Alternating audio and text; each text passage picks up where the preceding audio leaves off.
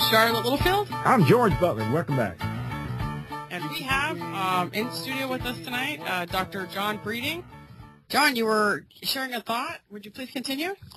Yeah, I was talking about the children becoming lifelong product points for the pharmaceutical industry, starting with kindergarten or first grade when a child is called attention deficit and then drugged with a speed type of drug like Ritalin or Adderall, and then there's a progression where they go to a stronger dosage and then a stronger drug and then add other drugs because the stimulants have an effect that causes derangements of the child, like depression or overstimulation, and then they get diagnosed bipolar because of these ups and downs of mood, and so they add mood stabilizers, and then they get diagnosed bipolar with psychotic features because they start getting pretty wild because their sleep's disrupted and their mood is all over the place, and then so by the time they're 12, 13 years old, they're on 3 or 4 different drugs and on down the road to be a chronic mental patient. And so I was making the point that the disability rates for so-called mental illness, psychiatric disabilities have skyrocketed in this country.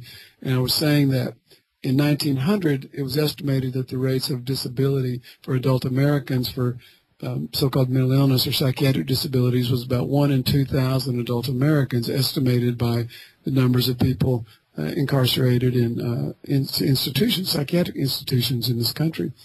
By 1950, it had gone up to about 1 in 500, significant but still relatively low compared to the fact that, and this is the shocking statistic, by the year 2000, according to Robert Whitaker, who wrote an article, The Anatomy of an Epidemic, where he really laid all this out, you had 1 in 50 adult Americans considered disabled by a psychiatric disability. Now, that's measured nowadays not by being in a psychiatric institution. It's measured by getting Social Security disability payments qualifying for a psychiatric disability. So it's 1 out of 50 adult Americans considered disabled and subsidized that way by virtue of so-called mental illness. And what Whitaker's pointing out is the one thing that changed between 1950 and 2000 is that 1950 is the introduction of the first psychiatric drug called Thorazine. These psychiatric drugs basically cause disability. They cause brain damage over time, and they cause damage to other organ systems over time.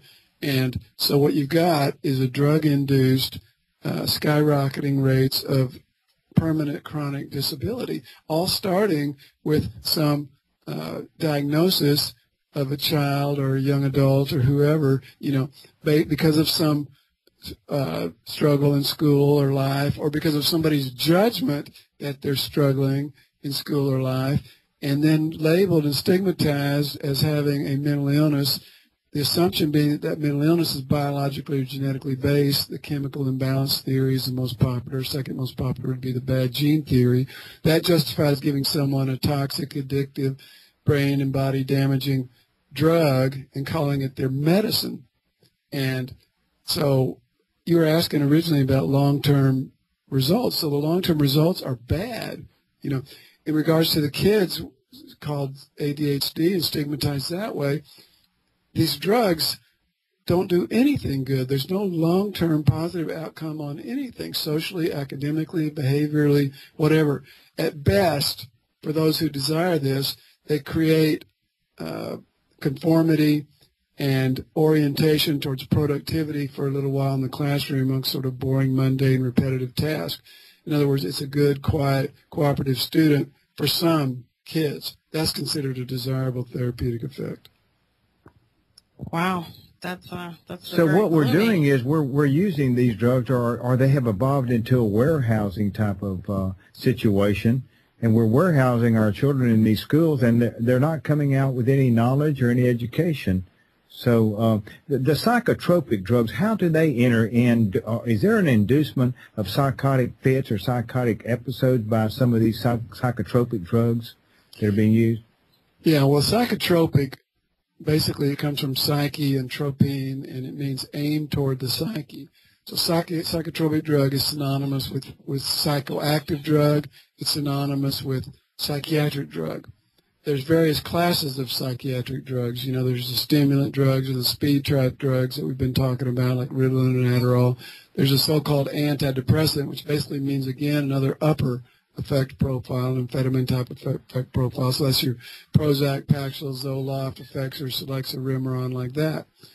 Then there's your so-called anti-anxiety drugs, basically your downers, your Valium, Xanax, those types of drugs. And then there's specifically your so-called antipsychotics, which really are like major zombifiers. You know, those are historically your Thorazine and Mellaril and that kind of drug. And nowadays, your best-selling Eli Lilly products, Zyprexa and Johnson & Johnson products, Risperdal and drugs like that, which basically just zonk people.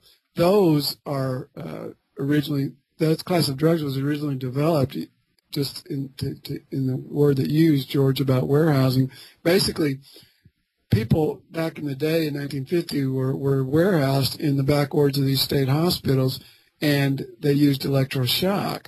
They lined them up and shocked them as a ward management tool.